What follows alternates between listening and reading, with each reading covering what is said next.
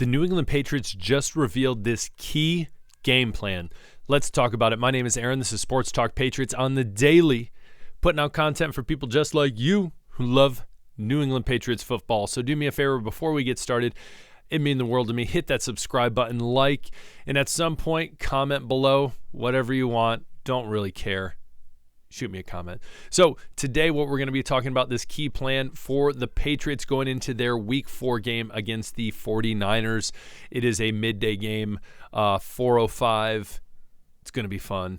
As well, what we're going to be talking about specifically are the 49ers, their past games, in aspects of those games that looking at are going to be good for the New England Patriots. So let's jump into it. First of all, the big key. When we're looking at the 49ers, one of the biggest names, a lot of times people look at the offensive side of the ball. You have Christian McCaffrey, you have George Kittle, you have Deebo Samuel, you have Brandon Ayuk. You have a lot of weapons on that side of the ball. If you want to throw in Brock Purdy, sure, we'll throw in Brock Purdy just for everyone. But anyways, on the defensive side of the ball, a lot of people forget Nick Bosa. Nick Bosa is a dog. He's one of those players, generational talent, fast off the edge, a lot of great, bunch of different moves, can get to the quarterback, and surely has shown that time after time. You look at his brother Joey playing for the Chargers, same way, almost similar as you look at the Watt brothers, you look at TJ, you look at JJ, just phenomenal talent off the edge. And so we look at in the last 3 seasons, Bosa has tallied at least 10.5 sacks in each, though pretty wild, minimum 10.5 sacks. So AVP Alex Van Pelt was asked about him, and he basically said, yeah, he is, quote, a nightmare. Great player, generational player, speed, power, all of it. Definitely an issue and definitely a concern. We have to make sure we don't let him ruin the game for us. He is that type of player.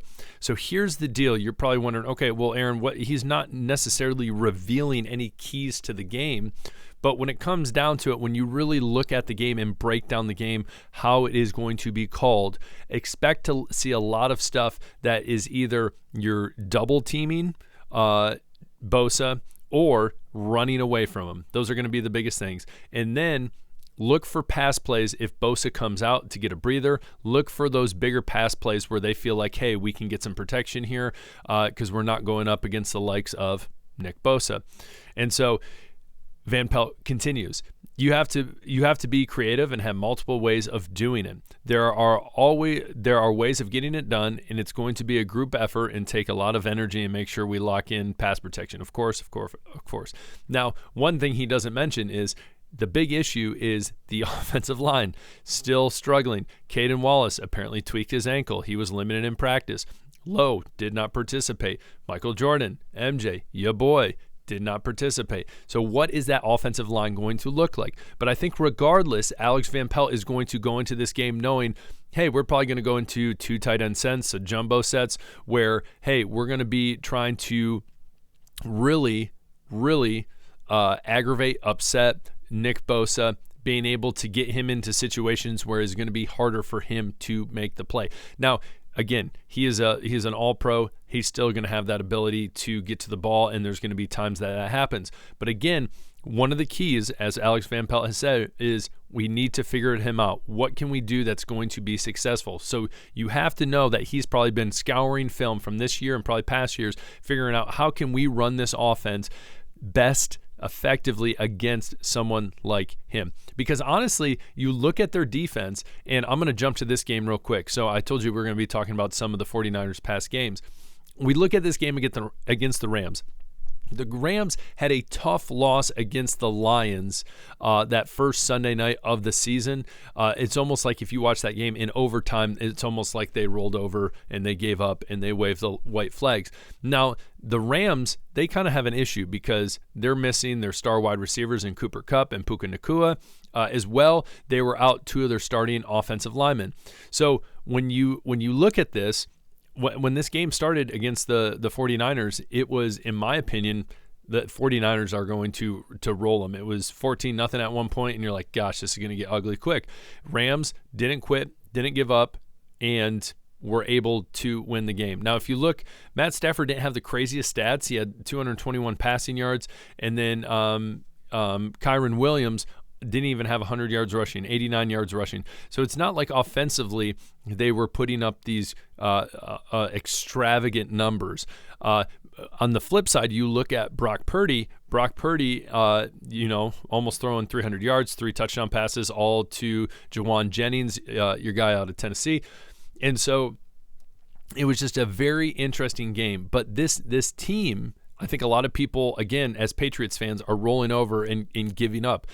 Again, you play to win the game, obviously. Boom. Awesome quote. Second, what's the point? Like, you never know. There's been a lot of surprises already. We've only had 3 weeks of NFL football, and there already been some surprises that I think have kind of blown people away. And so looking at this, you see, hey, Brock Purdy, he's probably going to be able to throw. Debo's coming back. George Kittle, that is, I believe he is going to also be likely. And so that might change up a little bit. But if you even look at past games, let's see here, Brandon Ayuk, not a huge concern. And then you look at this first game. Again, Brandon Ayuk, not a huge concern. And that could be that that had all of his off-season issues and all these different things. But again, what is it going to look like? I think that the Jets, they have a good defense. Realistically, you look at the 49 or the Rams. I don't think the Rams have a crazy great defense. They've lost some players. Obviously, letting Jawan Jennings go crazy like he did wasn't great. But I think one of their big things was, hey, offensively, they were kind of putting pressure on the 49ers to throw the ball more. And hey, even in that, Brandon Ayuk had 10 targets but only had 5 receptions. So I think one of the biggest things on defense is, 1, trying to stop that run game, and 2, really, really trying to prevent any of these big time plays. I think defensively that's going to be huge for the Patriots. I think that's possible to do. Another bummer, though, on the other side of the 49ers is Trent Williams has been practicing limited, but again, probably someone who should be able to play. So what's tough, too, in a situation like this is they lose a game that they should have won, and now they're going into a game against the Patriots that are down and kind of on the, you could say, struggle bus. So the question is, how are the 49ers going to rebound? A lot of people would say they're going to cover the spread, whatever that might be, and they're going to dominate.